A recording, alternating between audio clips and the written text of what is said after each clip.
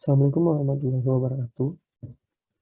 Pada kesempatan kali ini, kami dari kelompok 3 akan memaparkan hasil kerja kelompok kami mengenai productivity application.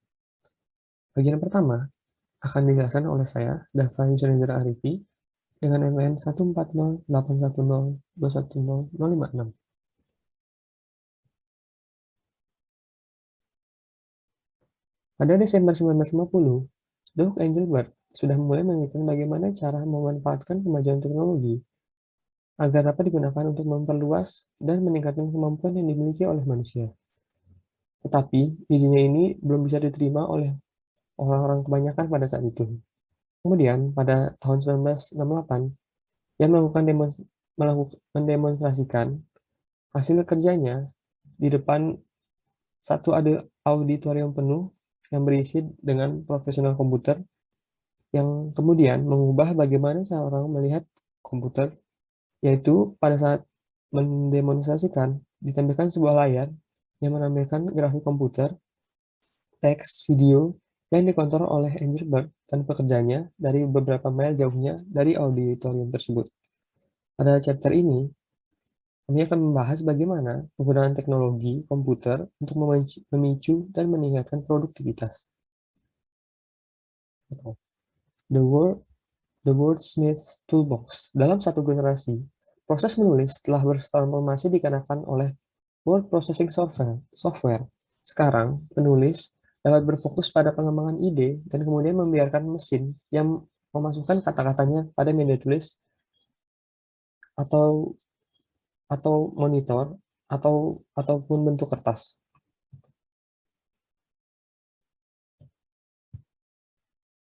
Word processing tools and techniques. Dalam bekerja dalam word processor melibatkan beberapa langkah berikut. Yang pertama adalah memasukkan teks, mengedit teks, mengatur format teks, membacanya agar melihat kesalahan, mencari kesalahan dalam dokumen, menyimpan dokumen, kemudian mencetak dokumen. Pada awalnya, menulis menggunakan word processor harus mengikuti langkah-langkah sebagai yang ditampilkan di layar. Tetapi, dengan kemajuan teknologi, memasukkan dan mengedit teks bisa dilakukan secara bergantian atau bahkan dilakukan secara bersamaan. Saat memasukkan teks, biasanya kita akan mendapatkan hampir hal yang sama dengan apa yang kita masukkan dengan apa yang ditampilkan di monitor atau di printer. Fitur ini disebut dengan what you see is what you get atau disingkat WYSIWYG. Kemudian untuk memformat dokumen, dalam memformat dokumen, kita bisa memformat tulisan atau font sehingga kita bisa mengganti ukurannya, warnanya, dan jenisnya. Kemudian untuk memformat paragraf, kita bisa memformat paragraf berdasarkan space atau jarak dari kata per kata, indentasi atau jarak misalnya suatu paragraf itu menjorok ke dalam, kemudian justifikasi. Justifikasi adalah bisa dibilang adalah pengaturan rata satu paragraf. Ada yang bisa rata kiri, rata kanan, rata di tengah, atau rata kiri kanan. Untuk memformat seluruh teks, atau bisa mengatur header dan footer. Header dan footer adalah teks yang disisipkan di bagian atas di bagian teks untuk memunculkan bagian teks yang page yang dilihat merupakan bagian dari judul atau bab yang mana. Kemudian adalah beberapa fitur editing dan formatting yang lebih maju atau yang lebih advance. Menentukan style untuk setiap elemen dalam teks. Kita bisa menentukan style atau gaya dari suatu elemen dalam teks. Kemudian mengubah footer, header, dan margin. Kemudian mengedit grafik yang dibuat oleh aplikasi lain. Berarti dengan ini kita bisa menginsert grafik yang dibuat dari aplikasi lain. Kemudian membuat daftar isi untuk buku dan sejenisnya. Merekam atau menggunakan makro. Makro adalah langkah yang direkam, beberapa langkah yang direkam, sehingga kita bisa melakukannya hanya dengan satu langkah secara otomatis. Penggunaan templates, footnoting otomatis, hyperlinking otomatis, dan formatting otomatis. Yang kemudian adalah font technology. Pada awalnya,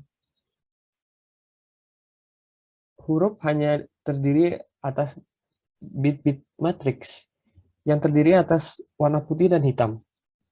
Sehingga pada saat diperbesar, outline dari huruf akan terlihat tidak semut atau kotak-kotak seperti pada gambar. Kemudian, huruf berkembang menjadi scalable font, yaitu font yang bisa diperbesar atau diperkecil tanpa adanya distorsi. Huruf scalable font disusun berdasarkan mathematical statement yang menyatakan posisi dari titik-titik yang terhubung satu sama lain, sehingga bisa membentuk huruf yang bisa dilihat pada gambar.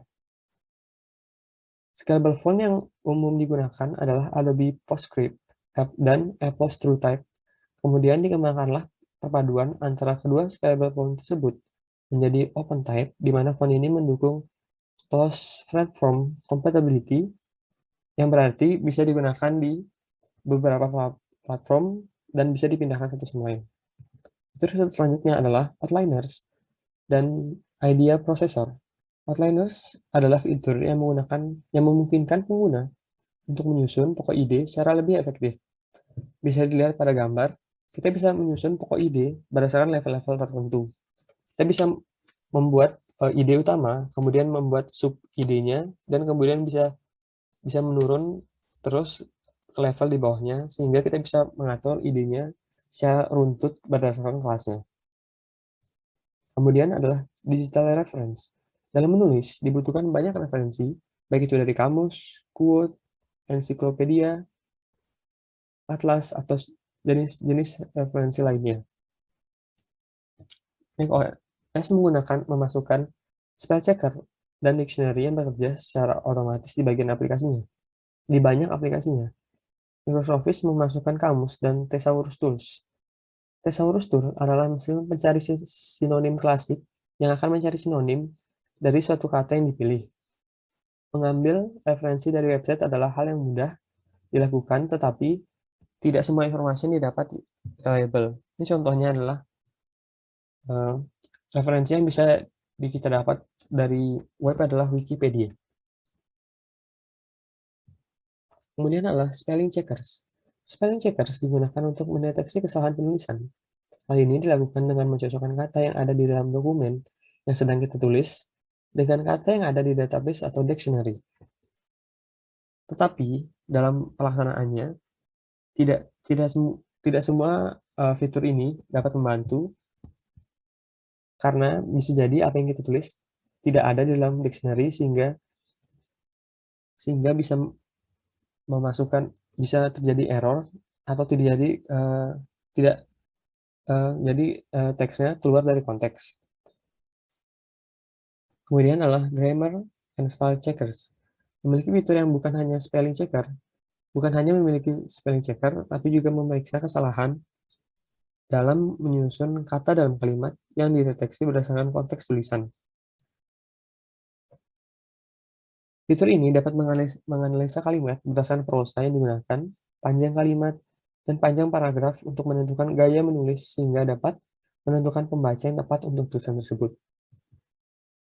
Kemudian adalah collaborative writing tool. Fitur ini memungkinkan beberapa orang untuk mengedit atau menyusun dokumen yang sama secara bersamaan. Yang dimana collaborative writing tool ini termasuk ke dalam groupware atau software yang didesain untuk digunakan secara bersama-sama dan bisa menampilkan siapa saja yang sedang membukanya, yang mengeditnya, dan siapa saja yang terakhir menggunakannya. Sehingga para pengguna bisa mengedit dokumen yang sama secara bersamaan. Fitur ini bisa digunakan dalam software WordExchange dan Google Document adalah contoh software yang bisa digunakan yang memiliki fitur ini. Processing handwriting and speech. dalam hal ini kita bisa menginputkan teks ke dalam komputer dengan membiarkan komputer membaca tulisan tangan manusia dengan teknologi pen-based system. Tetapi, kekurangan sistem ini adalah komputer sulit untuk membaca tulisan tangan secara akurat karena setiap orang memiliki cara penulisan yang berbeda. Kemudian, teks juga dapat diinput dengan proses speech input typewriter. Dengan sistem ini, user dapat memerintahkan komputer untuk menulis hanya dengan berbicara melalui mikrofon. Speech recognition software akan mencari pola pada gelombang suara yang sama dan menerjemahkan suara dengan menyalip pola yang familiar pada database, kemudian menyusunnya dalam bentuk kata-kata atau kalimat. Fokus pengembangan teknologi input speech ini adalah mengenali kata dengan baik tanpa memandang siapa pembicaranya, kemudian menghandle perkataan tanpa batas, tanpa dibatasi oleh vocabulary, kemudian menghandle perkataan yang berkelanjutan. Dan adalah Intelligence Word Processor. Berikut adalah hal yang diharapkan bisa dilakukan dengan berkembangnya fitur atau teknologi dari word processor. Kita bisa saat menulis sebuah teks, sistem akan mengingatkan berapa kali user menggunakan suatu kata dan menyarankan untuk menggunakan kata alternatif. Kemudian, word processor dapat mengenali gaya menulis user, sehingga word processor dapat menyalahkan fitur yang cocok dengan user. Dapat mengubah apa yang ditulis oleh user sesuai dengan style yang telah ditentukan. Word processor dapat mencari secara otomatis referensi yang dibutuhkan user.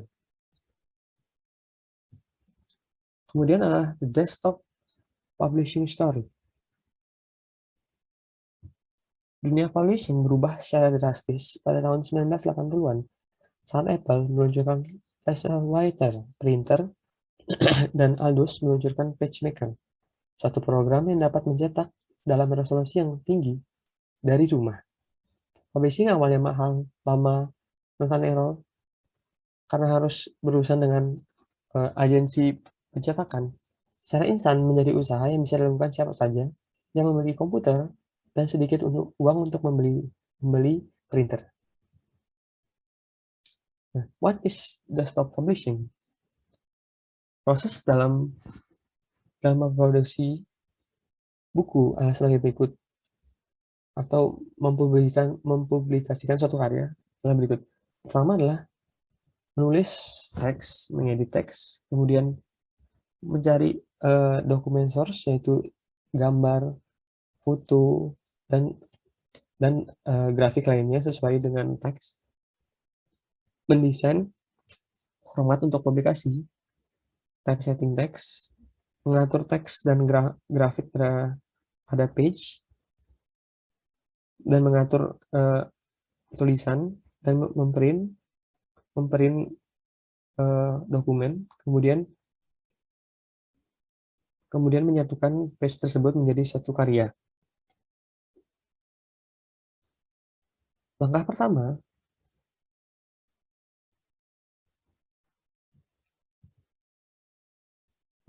dalam produksi adalah source dokumen.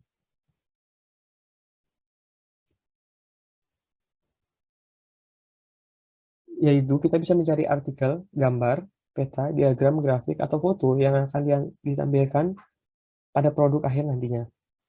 Publishing buku yang awalnya sulit dan mahal dengan teknologi desktop publishing dapat dicapai dengan sebuah komputer, scanner, kamera digital, dan printer dengan resolusi tinggi serta software.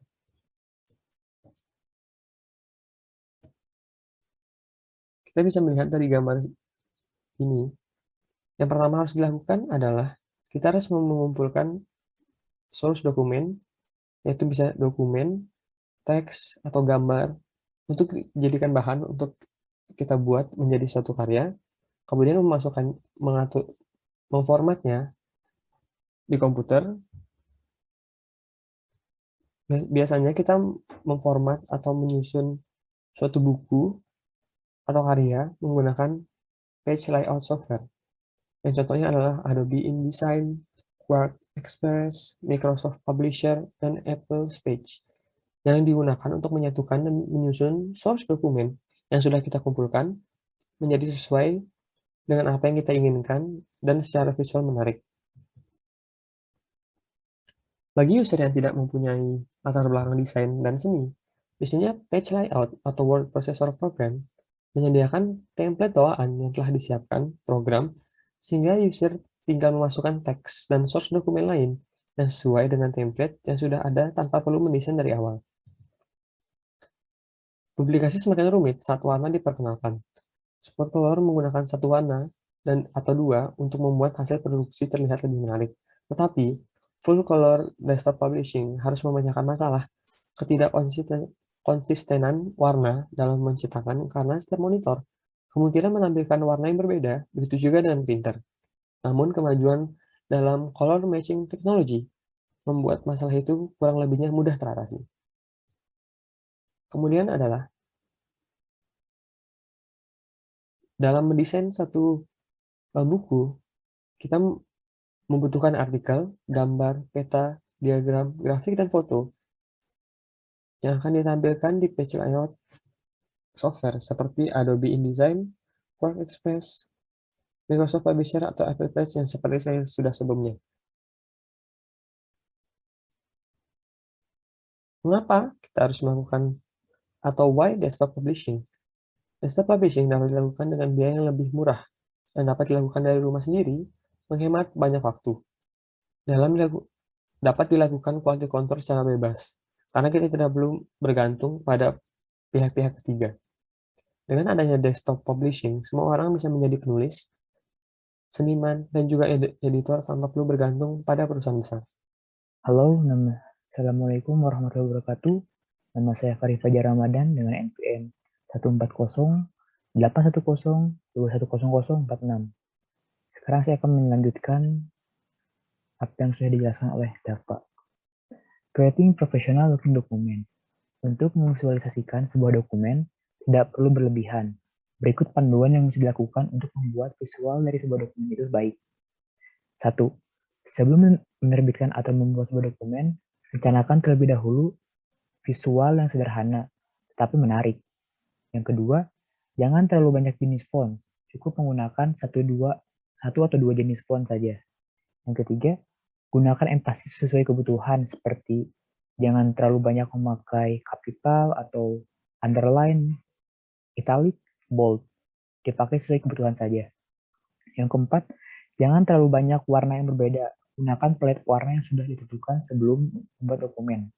Yang kelima, jadikan suatu dokumen tersebut informatif dan berguna bagi pembaca atau yang melihat. Yang keenam, belajar cara mendesain dari banyak sumber agar tidak monoton nantinya. Yang ketujuh, mengetahui kemampuan diri sendiri. Jangan terlalu memaksakan hal yang tidak mungkin. Nanti hasilnya akan kurang maksimal. Yang kedelapan, jangan membuat sebuah dokumen itu mewah, tetapi hanya untuk menutupi kekurangan dari isi dokumen tersebut. Nah, ini contohnya ya, bagaimana tampil dokumen yang bagus dan yang buruk. Paperless publishing and the web. Di masa kini, fungsi buku bisa digantikan dengan buku elektronik. Banyak prediksi yang mengatakan bahwa fungsi buku yang memakai kertas akan ada saatnya tergantikan oleh buku elektronik yang tidak membutuhkan kertas. Namun, buku yang memakai kertas masih menawarkan banyak keuntungan untuk digunakan sebagai media komunikasi. Buku yang berbasis kertas lebih bersahabat dengan mata dibanding buku elektronik. Pada layar yang radiasinya dapat membuat lelah mata. Kita juga bisa membaca dan mencoret-coretnya dimanapun kita berada, tanpa perlu khawatir akan kehabisan daya atau tidak adanya listrik. Namun, dalam beberapa hal, media digital memiliki keuntungan yang lebih dari media kertas. Seperti sekarang, pesan email jauh lebih banyak dan mudah untuk digunakan dibanding pengiriman surat kantor pos. Ensiklopedia online sudah menggantikan ensiklopedia berbasis kertas yang sangat berat. Lalu, ada PDF atau Portable Document Format yang memungkinkan dokumen dari semua jenis dapat disimpan, dilihat, atau dimodifikasi di hampir semua PC. Lalu ada web. Web dapat melakukan penerbitan massal dan semua hal dapat disimpan dalam web dalam bentuk format HTML. Program-program seperti Microsoft Word, Adobe InDesign, dan Apple Page dapat menyimpan dokumen dalam format HTML, sehingga dapat dipublikasikan di web. Program lain yang memang dirancang untuk web publishing biasanya memiliki keuntungan dalam mengatur tata letak web, membuat grafik, animasi, dan penerbitan multimedia. Dengan adanya web, dapat memudahkan bagi pengguna untuk mendapatkan apa yang pengguna mau, dan siapapun bisa menerbitkan suatu ke dalam web dan memperoleh keuntungan dari karya yang diterbitkannya. Namun, tantangannya, bagaimana seorang web publisher bisa menarik para pengguna ke situsnya. Juga, permasalahan lainnya yaitu semua yang ada di web dapat dilihat dan dikopi oleh orang banyak dengan mudah. Namun, sekarang sudah banyak web publisher yang mewajibkan pengguna membayar untuk mengakses atau menikmati layanan websitenya. Nah, ini contohnya ya.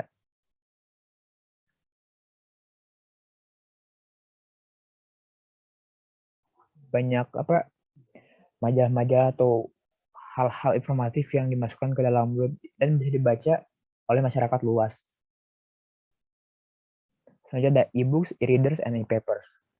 Persaingan dalam publikasi digital semakin meningkat dari e-book dan publikasi digital lainnya. Sebuah e-book dapat dibaca di komputer, sebuah PDA, smartphone, dan atau e-reader. Sebuah perangkat yang dirancang untuk membaca publikasi digital. E-reader sudah diproduksi dan dipasarkan oleh Amazon, Sony, Barnes Noble, dan perusahaan lainnya. E-reader dapat mengunduh publikasi digital dari komputer yang terhubung atau dari online bookstore melalui koneksi nirkabel atau keduanya. Sebagian besar komputer menggunakan teknologi layar LCD. Keuntungan memakai layar ini dapat menghasilkan gambar berwarna cerah, dapat menampilkan dan merespons gerakan cepat, dan dapat memberikan gambar backlit terang bahkan dalam gelap. Namun, layar LCD akan mati saat kehabisan daya dan sulit dibaca di bawah sinar matahari yang cerah.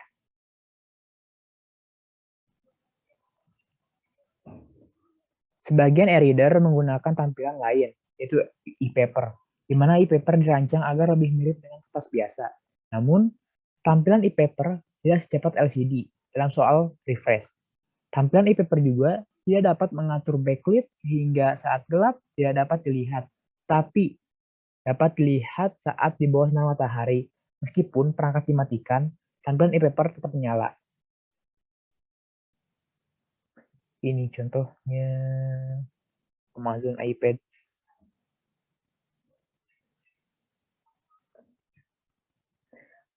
Salah satu keuntungan e-book, e-magazines, newspaper adalah dapat diunduh dan dibaca ke berbagai perangkat. Tidak ada standar universal untuk e-book. E-book biasanya berupa file teks sederhana atau dokumen PDF. Seringnya, itu dikodekan dalam format yang dikembangkan khusus untuk e-book, menggunakan standar terbuka yang disebut EPUB atau EPUB. Format yang didukung banyak perusahaan dan kompatibel dengan banyak e-reader dan perangkat lain.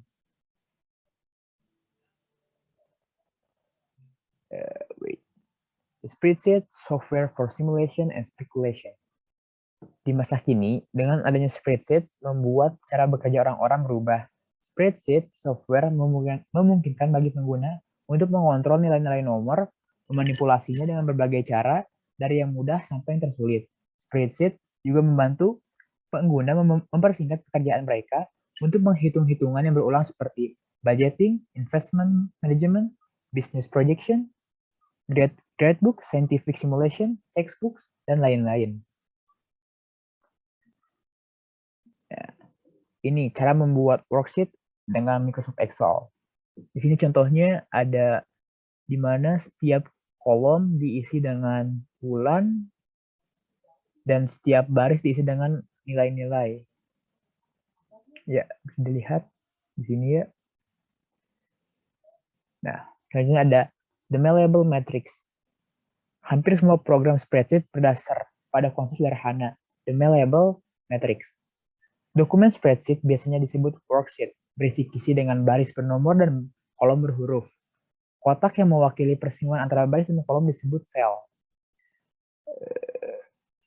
Terus setiap sel dalam kisi memiliki alamat yang unik dan terdiri dari baris dan kolom. Seperti contoh, sel atas pojok kiri memiliki baris 1 dan kolom A1. Pada worksheet, semua sel kosong dan bisa diisi apa saja oleh pengguna. Nilai yang ada pada worksheet merupakan sebuah raw atau data mentah yang akan dieksekusi oleh spreadsheet software untuk melakukan perhitungan. Nilai atau angka yang ada pada worksheet cell bisa mewakilkan segala hal yang dapat dihitung.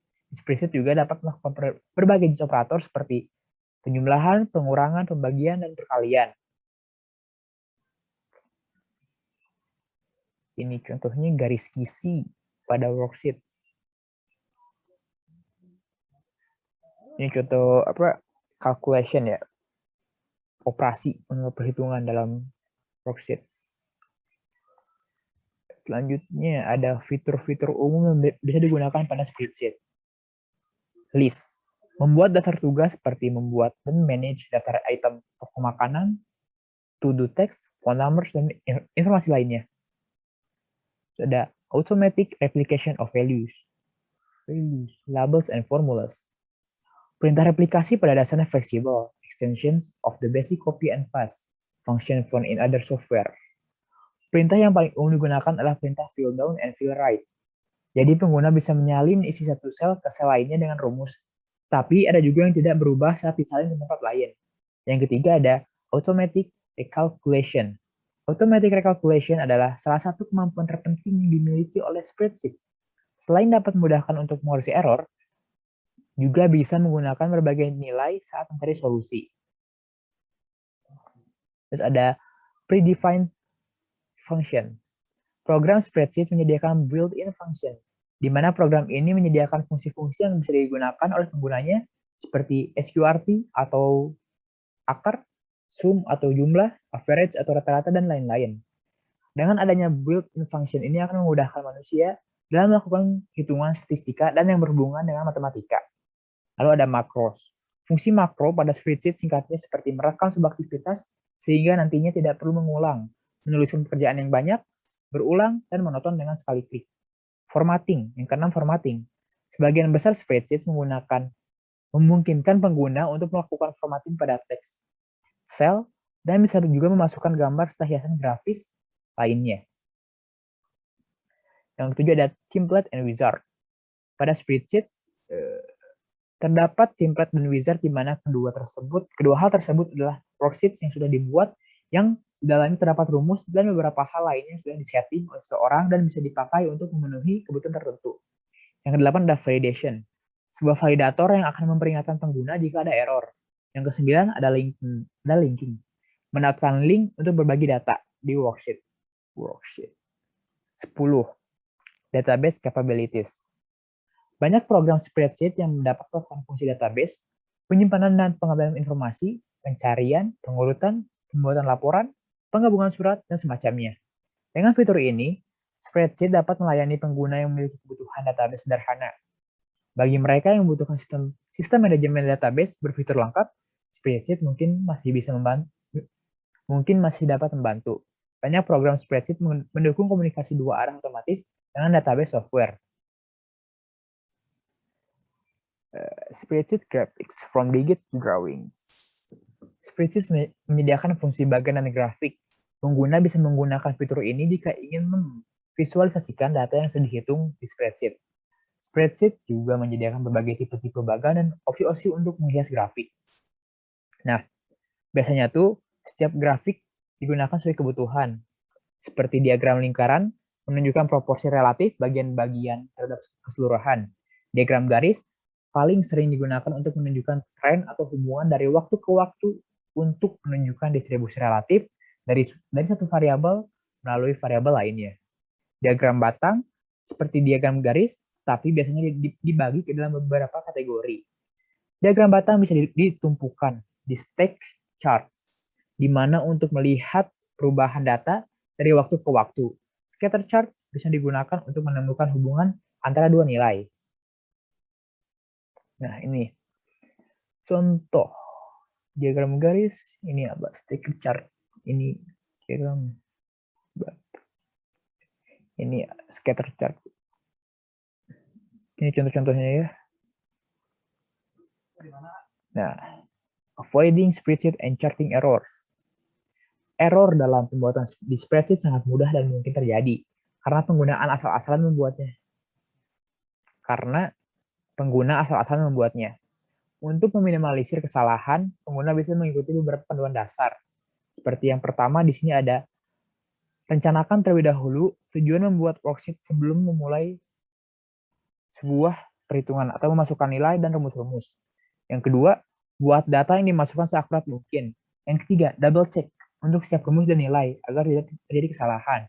Yang keempat, buatlah rumus yang dapat dibaca di spreadsheet seperti sum, jangan jumlah atau apa, harus sesuai. Terus ada periksa output menggunakan tools lain seperti kalkulator atau pensil dan kertas untuk memeriksa keakuratan dari perhitungan sampel. Selanjutnya ada periksa kembali fungsi-fungsi yang digunakan agar sesuai dengan kebutuhan. Yang selanjutnya ada ubah data yang dimasukkan dalam dan pelajari hasilnya. Lalu ada pakai fitur makros atau pre-programmed functions dan templates. Terus ada pakai fitur check error untuk built-in. Kemudian gunakan diagram yang sesuai dengan pekerjaan. Lalu masukkan data terlebih dahulu ke diagram. Hindari hal-hal yang membuat grafik menjadi tidak informatif. Buatlah data yang mudah dibandingkan di dalam diagram. Jangan mengubah data sembarangan, artinya akan terjadi kesalahan dalam hitungan. Lalu hubungan antara diagram dan dokumen harus jelas. Yang paling terpenting, belajar dari ahli, jangan asal-asalan. Ini contohnya ya. Cara membuat diagram, chart dan data.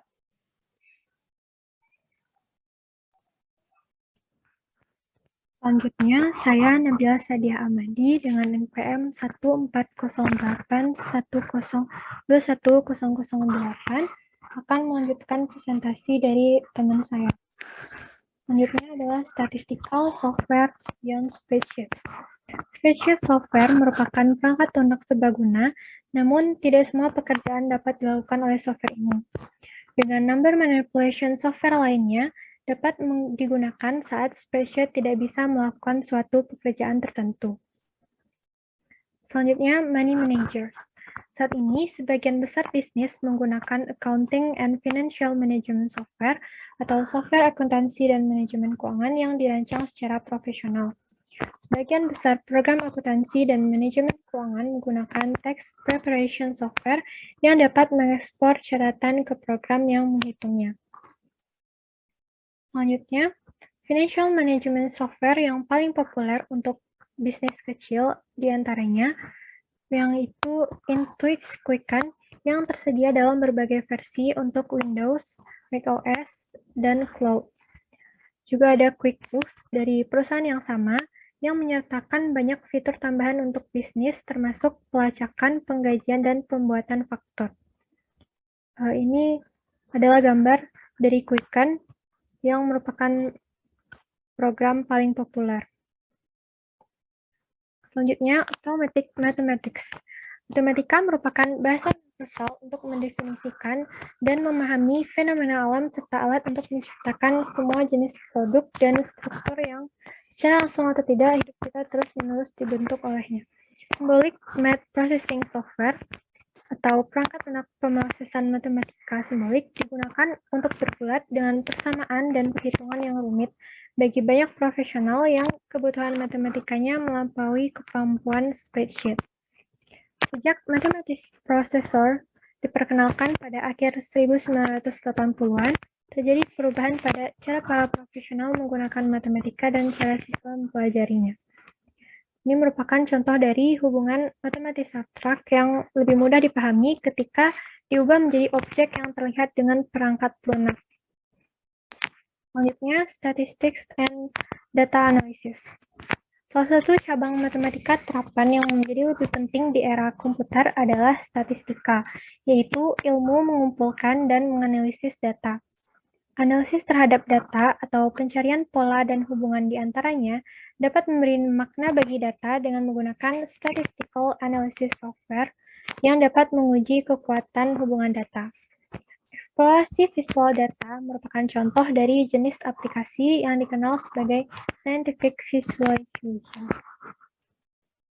Ini merupakan contohnya, yaitu kedua visualisasi ini dibuat di Laboratory of Neuroimaging yang memetakan perbedaan fisik antara otak manusia normal dan otak manusia yang memiliki penyakit demensia.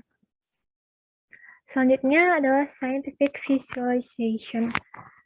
Scientific Visualization Software menggunakan bentuk, lokasi dalam ruang, warna, kecerahan, dan gerakan untuk membantu kita memahami hubungan yang tidak terlihat oleh kita. Visualisasi ilmiah mengambil banyak bentuk yang semuanya melibatkan representasi grafis dari data numerik, yaitu dengan mengubah angka menjadi gambar yang memungkinkan peneliti untuk melihat yang tidak berwujud dan terkadang mengetahui apa yang sebelumnya tidak dapat diketahui. Ini merupakan contoh dari scientific visualization. Di gambar ini menggunakan alat yang disebut axis grid. Sedangkan ini peneliti bekerja dengan visualisasi bersama yang disebut visible human. Selanjutnya, how it works, fractal geometry and simulation. Komputer dapat berfungsi sebagai laboratorium virtual yang mensimulasikan proses fisik tanpa eksperimen di dunia nyata. Namun, simulasi yang tidak akurat dapat memberikan hasil yang salah. Permasalahan dari membuat simulasi yang akurat membantu memulainya studi tentang Charles and fractals. Nah, ini bagaimana cara Charles Game yang menggambarkan bagaimana komputer dapat dengan cepat menyelesaikan tugas yang berulang dalam eksperimen yang seharusnya tidak mungkin. Eksperimen itu dapat dilakukan dengan beberapa langkah, yaitu yang pertama seperti digambar, menggambar 3 titik yang terpisah di atas kertas untuk membentuk segitiga. Lalu yang kedua, seperti yang ada di gambar. Yang ketiga, membentuk pola yang disebut Sierpinski cascade, yaitu fraktal yang merupakan objek di mana potongan-potongannya merupakan miniatur dari keseluruhan gambar. Ini merupakan gambar dari himpunan Mandelbrot yang ditemukan oleh ahli matematika Benoit Mandelbrot yang menciptakan istilah fraktal saat dia bekerja di fasilitas penelitian IBM Thomas J. Watson, merupakan salah satu fraktal paling terkenal yang muncul dari teori Charles. Karena beberapa formula fraktal meniru pola objek alam seperti garis pantai dan pegunungan, Charles telah menemukan aplikasi untuk computer-generated scenery dan efek khusus untuk film dan acara televisi. Selanjutnya, calculated risk, computer and modeling and simulation. Computer modeling atau pemodelan komputer merupakan penggunaan komputer untuk membuat model abstrak dari objek, organisme, dan proses yang dapat dilakukan dengan spreadsheet, aplikasi matematika, atau bahasa pemrograman standar. Dalam simulasi penerbangan, contohnya, pilot mengontrol gaya dorong pesawat dan sudut elevator dengan masukkan data input ke pesawat model. Model merespon dengan menyesuaikan kecepatan udara dan sudut naik atau turun, seperti halnya pesawat sungguhan. Pilot merespons keadaan baru pesawat dengan menyesuaikan satu atau lebih kontrol yang menyebabkan sistem merespon dengan merevisi keadaan pesawat lagi. Hal ini disebut putaran umpan balik atau feedback loop, yaitu saat pesawat dan pilot bereaksi terhadap data satu sama lain yang berlanjut sepanjang simulasi. Nah, ini merupakan contoh dari simulator penerbangan untuk home computers and video game consoles yang didasarkan pada foto ini. Teknologi simulasi yang digunakan yaitu pada pelatih penerbangan profesional. Selanjutnya contohnya adalah dua game simulasi seperti ini adalah The Sims yang mensimulasikan aktivitas sehari-hari orang-orang virtual. Dan ini merupakan simulasi evolusi seluruh peradaban. Selanjutnya, computer simulation yaitu simulasi komputer yang banyak digunakan untuk penelitian, sekolah, bisnis, dan pelatihan militer. Alasan menggunakan computer simulation diantaranya yang pertama yaitu safety atau keamanan. Beberapa aktivitas sangat berbahaya sehingga tidak mungkin dilakukan tanpa simulasi komputer. Yang kedua adalah ekonomi. Biaya pengujian model komputer lebih kecil bila dibandingkan dengan biaya produksi yang mungkin nantinya produk akan rusak. Selanjutnya yang ketiga yaitu projection atau proyeksi. Simulasi komputer dapat berfungsi sebagai mesin waktu untuk menjelajahi satu atau lebih kemungkinan dengan proyeksi. Yang keempat yaitu visualization atau visualisasi. Model komputer memungkinkan visualisasi yang memungkinkan untuk melihat dan memahami hubungan yang mungkin luput dari perhatian. Yang kelima, replication. Pada model komputer, replikasi dapat dilakukan tanpa masalah dengan hanya mengubah nilai input dan menjalankan simulasi baru. Simulasi komputer memiliki kelemahan karena simulasi bukanlah kenyataan. Dunia nyata adalah tempat yang kompleks dan menjadi tantangan yang besar bagi simulasi komputer untuk menangkap bahkan sebagian kecil dari kerumitan itu. Keakuratan simulasi tergantung pada seberapa dekat model matematisnya sesuai dengan sistem yang disimulasikan. Model matematika dibangun di atas asumsi, banyak di antaranya sulit atau tidak mungkin untuk diverifikasi. Beberapa model menderita asumsi yang salah, contohnya laporan cuaca harian yang kadang salah. Kadang-kadang kesalahan simulasi menghasilkan hasil yang buruk hingga menjadi bencana. Simulasi membutuhkan komputasi yang intensif. Beberapa simulasi sangat kompleks, sehingga peneliti perlu menyederhanakan model dan merampingkan perhitungan agar dapat berjalan pada hardware terbaik yang tersedia. Bagaimanapun informasi bisa hilang, dan kehilangan itu dapat membahayakan integritas simulasi dan membuat hasilnya dipertanyakan. Selanjutnya, risiko dapat diperbesar karena orang-orang menganggap serius komputer. Semua orang dalam beberapa hal menaruh kepercayaan mereka pada simulasi komputer karena komputer yang memproduksinya. Risikonya, orang-orang yang membuat keputusan dengan komputer akan menyerahkan terlalu banyak pengambilan keputusan mereka ke komputer, sehingga mengorbankan sumber pengetahuan lain.